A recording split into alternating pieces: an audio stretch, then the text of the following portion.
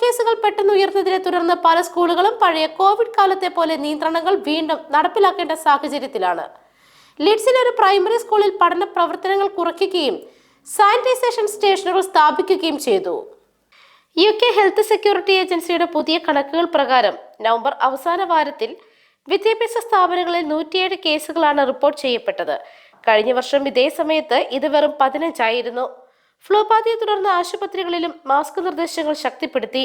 ചില സ്കൂളുകളിൽ ഒരു ദിവസം തന്നെ 100 കണക്കിന് കുട്ടികൾക്ക് ഉയർന്ന ജ്വരവും ചുമയും കാരണം വീട്ടിലേക്ക് മടങ്ങേണ്ടി വന്നതായി റിപ്പോർട്ടുകളുണ്ട്.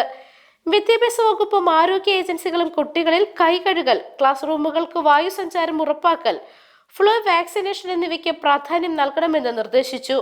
വലിയ വ്യാപനം തുടരുന്ന സാഹചര്യത്തിൽ സ്കൂളുകൾ പരമാവധി പഠനം തടസ്സപ്പെടുത്താതെ മുന്നോട്ട് കൊണ്ടുപോകുവാൻ ശ്രമിച്ചുകൊണ്ടിരിക്കുകയാണ്. News desk Magnavision.